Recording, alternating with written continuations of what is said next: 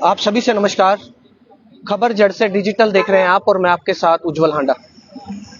इस वक्त मैं उसी धरना स्थल पे मौजूद हूं जो पिछले 94 दिन से चल रहा है, यानी कि रेफर मुक्त फरीदाबाद। रेफर मुक्त संघर्ष समिति के संचालक सचिन चोपड़ा हमारे साथ हैं पहले की तरह, और इसके अलावा हमारे साथ है कांग्रेसी नेता गुलशन बग्गा जी, उधर समाजसेवी प्रमोद बड़ाना जी मौजूद हैं। और जानते हैं कि अब तक की उपलब्धियां क्या रही हैं। और आप सभी जानते हैं कि जो ये धरना चल रहा है, इस धरने के कारण सरकार कितनी बैकफुट पे गई है। उसने कई घोषणाएं भी करी हैं। अब उस घोषणाओं को कितने कितने दम तक सिरे चढ़ाया जा रहा है, वो सतीश चोपड़ा जी से बात करने का प्रयास करेंगे। सतीश जी, क्या जी नमस्कार जी। देखिए, धरने के बाद ये हुआ सबसे पहला कि छायसा मेडिकल कॉलेज जो है उसके अंदर जनरल आईपीडी शुरू हुई, जो 2020 में टेक ओवर किया था। और 2025 में आप देखिए अब उसमें अंदर आईपीडी सर्विस शुरू की गई है ना, वो भी धरने के बाद। जब अभी सब पत्रकार साथियों ने साथ दिया, जो विपक्ष के कई नेता उन्होंने भी उस बात को उठाया, सभी ने उठाया मिलकर। और उसके बाद वहाँ जनरल आईपीडी शुरू हुई। आईसीयू और ओटी अभी भी फंक्शनल नहीं किया गया है, क्योंकि किसी व्यक्ति की कोई सर्जरी नहीं हो रही वहाँ पे। जो क्रिटिकल पेशेंट आते हैं उनका इलाज वहाँ भी शुरू नहीं हुआ। दूसरी बात, आप बीके की बात करें, हमने क्या क्या हासिल किया इन 94 दिनों में। अच्छा, छायसा की आईपीडी शुरू होने के बाद सरकार ने घोषणा भी की थी कि 14 जिलों में 12 जिलों में 14 करोड़ की लागत, 26 करोड़ की लागत से 14 ट्रोमा सेंटर बनाए जाएंगे 26 करोड़ की लागत से जी। उसके बाद हमने बोला जी, ये जो आपने फंड अलॉट किया है बिल्कुल ही बहुत कम है, उनके मुंह में जीरा हुआ। तो उसके बाद केंद्र सरकार ने 200 करोड़ रुपए, जो समाचार पत्रों से हमें जानकारी मिली, तो 200 करोड़ रुपया दिया है हरियाणा सरकार को। मतलब उस 26 करोड़ के अलावा वो 26 करोड़ तो केंद्र ने 200 करोड़ रुपए दिए, ठीक है। अब हमने उसके बाद यही बात की थी कि फरीदाबाद को ए ग्रेड के ट्रोमा सेंटर की आवश्यकता है। जो आप ये ट्रोमा केयर बना रहे हैं उसमें प्राइमरी ट्रीटमेंट मिलेगा और छोटी मोटी सर्जरी होंगी। चलो अच्छी बात है, जितना ज्यादा आप विस्तार कर रहे हैं, सीएचसी में भी बना रहे हैं, तो लोगों को घर के समीप इलाज मिलना शुरू हो जाएगा। परंतु रेफर तब भी बंद नहीं होगा, है ना। और जो समय पे इलाज न मिलने की वजह से डेथ है वो थोड़ी कम हो सकती है, परंतु दिल्ली के चक्कर लोगों को काटने पड़ेंगे या प्राइवेट अस्पतालों में फिर भी दौड़ना पड़ेगा। तो हम उनसे यही कह रहे हैं कि आप 10 बेड का जो बीके में ट्रोमा सेंटर बना रहे हैं, तो 10 बेड का ना बना के उसको ए ग्रेड का ट्रोमा सेंटर बनाएं। जो सुपर स्पेशलिस्ट डॉक्टर का अभाव है वो उसको पूरा करे। आईसीयू यहाँ जो दोनों है उसको फंक्शनल किया जाए। और बच्चों के लिए आईसीयू जो बन के तैयार हो गया था उसको अभी तक चालू इसलिए नहीं कर पाए कि डॉक्टर्स हमारे पास नहीं है चलाने के लिए। और आपको और याद होगा 200 बेड का जो है मातृ शिशु के लिए घोषणा हुई थी आज से 4 साल पहले, उसकी फाइल बंद रही। धरने के बाद वो दोबारा घोषणा की गई थी कि फरवरी में उसकी आधारशिला रखी जाएगी। फरवरी तो चला गया, है ना। अभी तक पुरानी बिल्डिंग पे डिसमेंटल होने का काम शुरू नहीं हुआ, तो आधारशिला कहाँ रखेंगे। तो सरकार से ये निवेदन है, सिर्फ जो है घोषणा छोड़ के जमीन पे काम करें। जो लापरवाह अधिकारी हैं जो काम नहीं कर रहे उन पे सख्ती बरतें, ताकि समय से लोगों को आप चीजें डिलीवर कर पाए। देखिए, जितनी जल्दी ये चीजें होंगी उतने लोगों के प्राण बचेंगे। तो ये लोगों की जान बचाने की लड़ाई चल रही है यहाँ पे। नहीं, अगर बात करें 10 बेडों की ट्रामा सेंटर, 10 बेड का ट्रामा सेंटर, अगर हम गली मोहल्लों में आजकल जो छोटे छोटे हॉस्टल खुले हुए हैं वहाँ भी 4-5 का ट्रामा सेंटर का 4 बेड का 4-5 बेड का ट्रामा सेंटर खुल जाता है, लेकिन इतने बड़े सरकारी अस्पताल के अंदर 10 बेड का ट्रामा सेंटर ना। देखो 26 लाख की आबादी है हमारी। इन्होंने बोला जी अब जो सीएचसी है वहाँ 5-5 बेड का आईसीयू बनेगा। अच्छा, जितनी हमारी 4 सीएचसी इन्होंने चिन्हित किया, खेड़ी हो गया, कुराली हो गया, पाली हो गया, है ना। और बीके में 10 बेड का बना रहे हैं। हमने यही पहली आपकी बात शुरू होने से पहले भी यही कहा कि 10 बेड का जो आईसीयू है जो आप बना रहे हैं ट्रोमा सेंटर, वो अपर्याप्त है। लोगों को समुचित लाभ नहीं मिलेगा, फिर वही होगा कि बेड खाली नहीं है दिल्ली जाओ, है ना। तो हम वही कह रहे हैं, बार बार कह रहे हैं कि भैया जब तक आप इसको बढ़ाएंगे नहीं, हमने तो देखिए 100 बेड की मांग रखी है कि 100 बेड का ए ग्रेड का ट्रोमा सेंटर बनाएं आप यहाँ पे। और जो आपका देखेंगे आप पीछे जो मेडिकल वार्ड बना रखा है उसमें ऑक्सीजन की सुविधा नहीं है। टीबी वार्ड पीछे बनाया था तो इन्होंने टीबी वार्ड की चिट हटा दी। जब हमने ये बोलना शुरू किया कि टीबी वार्ड कैसा बनाया भाई, इसमें तो ऑक्सीजन तक नहीं है। तो टीबी के पेशेंट को तो ऑक्सीजन की बिल्कुल मस्त जरूरत होती है, बिल्कुल उसकी बेसिक नीड होती है, क्योंकि उसको फेफड़े खराब होने की वजह से सांस नहीं ले पाता। तो इन्होंने वहां क्या किया, वार्ड पे से वो चिट हटा दी टीबी वार्ड की। अब टीबी वार्ड गायब हो चुका है। सिविल अस्पताल में टीबी वार्ड गायब हो चुका है ना। तो देखिए, ये छुपाने से चीजों का समाधान नहीं होता। हम बार बार कह रहे हैं, पूरे लोकसभा क्षेत्र में एक भी टीबी यूनिट ऐसी नहीं है जिसमें 24 घंटे डॉक्टर हो, वेंटिलेटर हो, है ना, ऑक्सीजन की पर्याप्त सुविधा हो। आप उन चीजों पे काम करें। सिर्फ नारे लगाने से हम टीबी को देश से नहीं भगा पाएंगे। आपने अभी पीछे देखा था जब गणतंत्र दिवस की परेड भी चल रही थी, और है ना, तो इन्होंने टीबी यूनिट वालों ने टीबी डिपार्टमेंट ने एक झांकी भी चलाई थी उसके अंदर कि टीबी को हराना है, देश से भगाना है। तो हमने उसी समय बोला था कि भाई, ये नारों से आप क्या टीबी का इलाज करेंगे? अभी तो आपकी दवाइयां बार बार खत्म हो जाती हैं, आपके पास कोई टीबी यूनिट नहीं है। टीबी के लिए अलग से डॉक्टर की व्यवस्था तब हुई जब हमने बात की कि भैया आप इसको जनरल ओपीडी में टीबी के पेशेंट क्यों भेज रहे हैं? वहाँ प्रेग्नेंट महिलाएं भी होती है, बच्चे भी होते हैं, बुजुर्ग भी होते हैं। जब हमने वो बात उठाई तो तब जाके पुरानी बिल्डिंग में डॉक्टर बिठाया उन्होंने कि टीबी के पेशेंट को यहाँ देखा जाएगा, है ना। तो हर चीज के लिए आपको बताना पड़ता है कि भाई ऐसे नहीं, ऐसे किया जाए। अब जेनेरिक मेडिकल स्टोर खोला 3 साल पहले, जब यशपाल यादव जी के समय हमने बात उठाई थी, जब तो ये चलता अब जेनेरिक मेडिकल स्टोर तो खोल दिया, परंतु उसमें पूरी दवाइयां नहीं है। 24 घंटे वो खुलता नहीं है, फार्मेसी के टाइम में खुलता है ना। फिर फार्मेसी के बाद जो पेशेंट आता है वो दवाई लेने बाहर जाए, है ना। इम्प्लांट की बात मैं बताऊं आपको, हमने बोला था सीएमओ साहब को आज से 8 महीने पहले, लेटर भी दिया था, डीसी साहब को भी दिया था कि यहाँ पे इम्प्लांट के लिए वेंडर बना दे आप, ताकि यहाँ जो मरीज आता है, देखिए यहाँ सरकारी वेंडर ना होने की वजह से, अब इम्प्लांट के बारे में बता दूं, शायद दर्शकों को नहीं भी मालूम हो, अगर आपका हाथ टूट जाता है, पैर टूट जाता है, जो रॉड डलती है, पेज डलता है, तार डलती है, उसको इम्प्लांट बोला जाता है, जो अंदर आपके डलती हैं चीजें। अब पेशेंट से बोला जाता है कि भाई तुम्हारे ये हाथ टूट गया, इसमें प्लेट डलेगी या रॉड डलेगी या जो भी है, तो पेशेंट कहाँ से लाएगा, है ना। तो फिर यहाँ जो घूमते रहते हैं वेंडर, प्राइवेट वेंडर घूमते रहते हैं, उनसे खरीदना पड़ता है। वो 5,000 की चीज को 50,000 ले लो। चैलेंज करने वाला कौन है? मरीज को क्या पता कितने की थी, है ना। तो हमने यही समस्याएं सीएमओ साहब के सामने रखी, क्योंकि सीएमओ साहब रेवाड़ी से आए हैं, वहां उन्होंने वेंडर बनाए थे। तो हमने वही बोला कि आप रेवाड़ी की तर्ज पे यहाँ वेंडर बना दे। इन्होंने बाद में हम पता चला दिसंबर में बना देंगे, फिर कहा जी 2 महीने और रुक जाओ, हम बना रहे हैं, काम चल रहा है, हमने कोटेशन मंगाई है। अरे अब तो आपके पास जेनेरिक मेडिकल स्टोर आपका ही है, आप उस पे रख सकते हैं इम्प्लांट। अब सबसे बड़ी बात ये भी तो है चोपड़ा जी कि अगर सरकार को जानकारी का अभाव है कि अस्पताल के अंदर ये कमी है, तो उसको बताने के लिए आप बता भी रहे हैं कि ये चीज पूरी होनी चाहिए, आप ज्ञापन भी दे रहे हैं, उसके बावजूद बिल्कुल बरसों से लगे पड़े हैं, हर चीज के ऊपर लगे पड़े हैं। जानकारी के अभाव को आप पूरा कर रहे हैं, उसके बाद अगर सरकार कोई काम करती है तो उसमें बढ़ाई तो सरकार की होगी ना, बिल्कुल, किसी और की थोड़ा बढ़ाई होगी, लेकिन उसके बावजूद भी काम नहीं होते हैं। देखिए सीधी सी बात है, एक्सीडेंटल इमरजेंसी बनी 99 बेड की है, यशपाल यादव जी थे, सीएम मशीन यहाँ नहीं थी, 90% हड्डी के पेशेंट को दिल्ली भेज रहे थे, ठीक है। हमारे प्रयासों से सीएम मशीन आई, ऑर्थोपेडिक सर्जन एक ही था, आचार हैं, जनरल सर्जन 2 ही थे, आचार हैं, तो जनता को लाभ हो रहा है। और इस लाभ का वाहवाही किसकी हो रही है? सरकार की। मेरी तो नहीं हो रही ना, बिल्कुल नाम सरकार का होता है। अगर लोगों को यहाँ दवाई मिलती है तो लोग यही कहते हैं कि हाँ सरकार अच्छा काम कर रही है। हाँ, बड़े बड़े है ना, अखबारों में पेज पे सबसे बड़ी सरकार की तो चलती है ना। तो हम तो सरकार की, कोई भी सरकार हो, चाहे बीजेपी की हो, कांग्रेस की हो, किसी की भी हो, हम तो आंख नाक का काम करते हैं। जो सामाजिक कार्यकर्ता आते हैं वो उनको कमियां दिखाते हैं कि साहब यहाँ कमी है, इस पे आपको काम करने की जरूरत है, आप काम कर दें, जनता का भला होगा, आपका नाम होगा।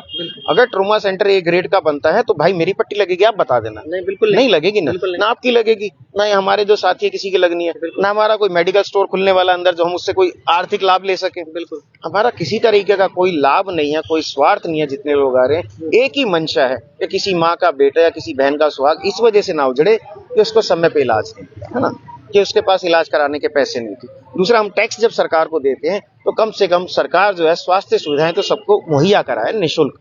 यहाँ देखिए 2 बजे के बाद सिर्फ CBC होता है, एक शुगर का टेस्ट होता है, बाकी कोई ब्लड टेस्ट, यूरिन टेस्ट नहीं होता, है ना। तो जो लाइफ सेविंग टेस्ट हैं उनको आप कम से कम 24 घंटे करवा दें। आप, हम कह रहे हैं भाई जो टेस्ट उसको आवश्यकता है कि कल हो सकता है, उसको कोई पेशेंट को उसका दुष्प्रभाव नहीं झेलना पड़ रहा, तो आप कोई दिक्कत नहीं है, उसका आप कल करवा दें। पर लाइफ सेविंग बाकी और भी कई टेस्ट हैं, उनको आप 24 घंटे रन करें। अल्ट्रासाउंड के लिए डॉक्टर दें यहाँ पे। पिछले 3 साल से अल्ट्रासाउंड नहीं हो पाते, लोगों को भटकना पड़ता है, सिर्फ प्रेग्नेंट लेडी का होता है, वो भी हफ्ते में 3 दिन होता है, 10 से 12। तो बात वही है चोपड़ा जी कि अगर कोई चीज यहाँ पे नहीं है, उसके बारे में आप बता भी रहे हैं सरकार को, लेकिन उसके बावजूद भी चालू नहीं हो रही है। तो अब सवाल निकल के ये आता है कि 10 बेड का जो ट्रॉमा सेंटर चालू करने को बोल रहे हैं वो सतीश चोपड़ा को मंजूर नहीं है। बिल्कुल हमारे समिति को हमें बिल्कुल मंजूर नहीं है। और हमने आपके चैनल के माध्यम से दोबारा बता दे, हमारी आंखें जो है इस बजट सत्र के ऊपर है कि 13 तारीख को जो सैनी साहब ने बोला कि बजट पेश किया जाएगा। अगर हमारे फरीदाबाद को ए ग्रेड ट्रोमा सेंटर के लिए और यहाँ की लचर स्वास्थ्य सुविधाओं को जो है स्वास्थ्य हैं यहाँ पे हॉस्पिटल्स है उनको सुधारने के लिए पर्याप्त फंड अलॉट नहीं किया जाता। देखिए फायर सेफ्टी का काम 3 साल पहले शुरू हुआ था, छत सारी उधड़ी हुई है, आपने देखा होगा पाइप सारे बाहर निकले पड़े हैं। फायर सेफ्टी का काम अभी तक पूरा नहीं हुआ। शौचालयों की हालत जाके देखिए, अंदर शीटें टूटी हुई हैं, नलके टूटे हुए हैं। यार कब कैसे और कब, ना सफाई ना दवाई। नहीं, अगर सब कुछ ठीक हो जाएगा तो सरकारी कैसे कहेंगे फिर इसको? नहीं, उस सरकारी कहेंगे नहीं, उस सरकार की एक इज्जत बढ़ती है। सरकार गर्व के साथ कह सकती है कि हमने देखिए कैसा अस्पताल थी, हमने उसकी कैसे कायाकल्प की है ना, दशा बदली है। तो इसका फायदा सरकार को भी होता है, जनता को भी होता है। ये जो बेसिक नीड, आपने बोला फायदा जनता को होता है, लेकिन इस धरने को 100 दिन होने वाले हैं। इस मूर्ख जनता की वजह से तो ये 100 दिन तक चला। अगर ये जनता आपके पास आके बैठती ना तो ये काम जो आज 100 दिन में भी पूरा नहीं हुआ, ये हो सकता है 1 महीने में पूरा हो जाता है या 10 दिन में पूरा हो जाता है। देखिए ये सबसे दुखद पहलू हमेशा से रहा है। आजादी की लड़ाई में भी सभी ने सहभागिता नहीं निभाई थी।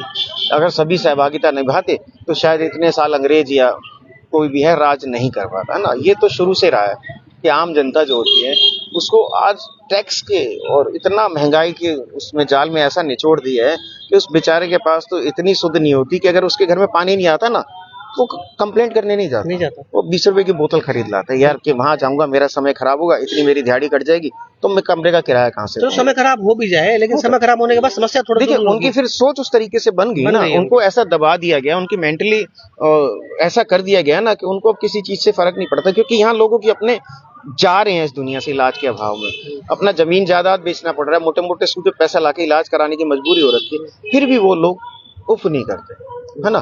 तो अब हम ये जनता के भोलेपन का क्या सरकार को फायदा उठाना चाहिए? सरकार का दायित्व क्या होता है? एक जनता से सरकार है। बिल्कुल, देखिए जनता से सरकार है और सरकार का एक नैतिक दायित्व होता है कि किसी भी चीज को अगर कोई गलत चीज हो रही है उसको ठीक किया जाए। अगर लोग भी भटक रहे हैं ना रास्ते से, उनको सही रास्ता दिखाए, यही होता है ना। जननेता का कर्तव्य क्या होता है? ये थोड़ी कि आप लोगों को दूसरे मुद्दों में भटकाए रखें, है ना। अगर जनता उस चीज को नहीं मांग रही है, मैं कह रहा हूँ कि जनता की मांग नहीं है, मान लिया तो क्या आप नहीं दोगे? जरूरत है तो है ना, शहर की जरूरत है ना। वही तो कहता हूं, जब मांग के लिया तो क्या लिया? जरूरत है शहर की, आपको इस पे काम करना चाहिए और जितना जल्दी आप काम करेंगे उतने लोगों के प्राण बचेंगे, उतने परिवार जो बर्बाद होने से बचेंगे। चोपड़ा जी हमारे साथ थे, हमारे साथ कांग्रेस नेता गुलशन बग्गा जी भी हमारे से वरिष्ठ नेता हैं हमारे, बहुत समय कांग्रेस पार्टी को दिए उन्होंने, फरीदाबाद को दिए। बग्गा जी, चोपड़ा जी 100 दिन होने वाले हैं बैठे हुए हैं, लेकिन सरकार ने इस चीज की वो लिया, संज्ञान लिया, उसके बाद कुछ घोषणाएं भी हुई, कुछ घोषणाओं को सिरे पे चढ़ा दी गई, लेकिन 100% तक वो चीज जिस चीज के लिए चोपड़ा जी यहाँ बैठे हैं वो अभी तक होती दिख नहीं रही है। क्या कहना? देखिए मैं तो यही कहना चाहूँगा कि हमारे रेफर युक्त इसके संयोजक जो हैं सतीश चोपड़ा जी जितनी मेहनत कर रहे हैं, मेरे ख्याल से आज तक रिकॉर्ड है, फरीदाबाद के अंदर किसी ने इतने दिन का धरना नहीं दिया और हम सब लोग इनके पूरी तरह से साथ हैं। ये जो ट्रॉमा सेंटर का भी बोल रहे हैं कि 10 बेड का देते हैं, तो वो भी कोई उपलब्धि एक तरह की, वो कोई ज्यादा उपलब्धि वाली बात नहीं है। ए ग्रेड का अगर ट्रॉमा सेंटर नहीं देते, इतना बड़ा जिला है, 26 लाख की आबादी है और यहाँ तो चाहिए यहाँ तो जो और भी ज्यादा फैसिलिटीज होनी चाहिए। और ये कहते हैं जी कि अपना सरकारी हॉस्पिटल है जो बीके हॉस्पिटल है, तो यहाँ तो कोई उपलब्धियां हैं ही नहीं है। तो अभी इन्होंने वैसे काफी डिटेल में आपको बता ही दिया है चोपड़ा जी ने, तो मैं तो इतना ही कहूँगा कि ये इनके संघर्ष में हम इनके साथ हैं, पहले भी थे, अब भी हैं और हमेशा रहेंगे और इसको छोटा नहीं होने देंगे किसी तरह से भी। इनका पूरा सहयोग करेंगे और पूरी तरह से इनके साथ चलते रहेंगे और जो जो डिमांड्स हैं उसकी पूरी मांग हम रखते रहेंगे, हमेशा रखते रहेंगे। सरकार है ये गूंगी बहरी सरकार है, ये सुनने वाली सरकार नहीं है। अगर सुनने वाली होती तो ये तो बहुत दिन पहले ही हो जाता। और कुछ जनता भी हमारी ऐसी है, अगर जनता यहाँ पे पूरा ध्यान दे, आना जाना शुरू करे, तो ये सारे काम अब तक तो खत्म हो गए होते। हमें जनता के लिए कर रहे हैं, ना सतीश जी अपने लिए कर रहे हैं, ना हम अपने लिए कर रहे हैं, ना ये यहाँ जितने लोग बैठे हैं सब चाहते हैं कि आम जनता को इसका बेनिफिट मिले। जिनके लोग चले जाते हैं, जो ये रेफर जो घोषणाएं कर देते हैं, जो भेज देते हैं यहाँ से दिल्ली के लिए ट्रांसफर कर देते हैं, तो ये बिल्कुल ही गलत बात है। रास्ते में ही दम तोड़ देता है मरीज, तो तभी तो ये भेजते हैं कि भाई यहाँ से हटाओ। तो इनको चाहिए कि यहाँ इलाज होना चाहिए, और बिल्कुल बहुत जायज मांग है ए ग्रेड ट्रॉमा सेंटर की। और जो जो डिमांड्स हैं भाई, टेस्ट भी होने चाहिए, सारा कुछ होना चाहिए। जो जो कहा है इन्होंने, उसके हिसाब से मैं इनके साथ सहमत हूँ, और पूर्ण रूप से सहमत हूँ। और मैं आपको ये विश्वास दिलाता हूँ कि हमेशा जो है हम पूरा सहयोग करेंगे। ये मेरी और जनता से भी यही अपील है कि वो भी सहयोग करे। हमारी जनता जो है ना, वो भटकी हुई है। उनको ये किसी बात से वो नहीं है कि भाई ये क्या कर रहे हैं, क्या नहीं कर रहे हैं। वो कहते हैं ठीक है, यहाँ से गुजर जाते हैं। अभी हम देख रहे हैं कितनी देर से लोग 150 लोग इधर, 150 लोग इधर, मतलब निकलते जा रहे हैं। ये भी नहीं कहते कि भाई ये देखें तो सही क्या हो रहा है, क्या किस लिए बैठे हुए हैं, इतनी मेहनत कर रहे हैं, उनके लिए कर रहे हैं, उन्हीं लोगों के लिए कर रहे हैं जो यहाँ से निकलते जा रहे हैं। तो मेरी यही सबसे रिक्वेस्ट है आम जनता से कि वो सहयोग करें, और ये जो काम बीड़ा उठाया है सतीश चोपड़ा जी ने और पूरे इनके साथियों ने, उनको कामयाब करें। तो देखना होगा कि अब ये जो मांगे मानी गई हैं और उसके बाद जो मांग अभी रह गई है, क्योंकि जो चीज़ इनके द्वारा मांगी गई थी 100 बेड का ट्रामा सेंटर बनना चाहिए बीके अस्पताल में, वो अभी नहीं बना है। 10 को लेकर आगे काम चलना स्टार्ट हुआ है। लेकिन अब देखना होगा कि आगे की जो मांगे हैं वो कैसे स्टार्ट होंगी। और सतीश चोपड़ा का साफ साफ कहना है कि जो हमारी मांग है, जब तक वो पूरा नहीं किया जाएगा हम लोग यहाँ से धरने से नहीं हटेंगे। और आपको बता दें कि 100 दिन, आज 94 डेज हो चुके हैं, 6 दिन और हैं। जिस दिन नगर निगम फरीदाबाद चुनावों का रिजल्ट आएगा उस दिन इस संघर्ष को 100 दिन पूरे हो जाएंगे। और एक चेतावनी भी है सतीश चोपड़ा की, अगर 100 दिन के अंदर ऐसी कोई बड़ी मांग सरकार इनकी नहीं मानती है तो 100 दिन के बाद ये हो सकता है कोई बड़ा कदम भी उठाएं। तो आप सभी से रिक्वेस्ट, इस खबर को शेयर करें और सरकार से भी हमारी मांग की, जहां आप इतनी मांगे मानना शुरू कर चुके हैं तो जो मांग असली मांग है उसको भी पूरा करें आप। तो आप सभी से रिक्वेस्ट, खबर को शेयर करें। किसी और खबर के साथ दोबारा जुड़ेंगे आपके साथ। खबर जड़ से डिजिटल देख रहे हैं आप और मैं आपके साथ उज्जवल हांडा। बहुत बहुत धन्यवाद।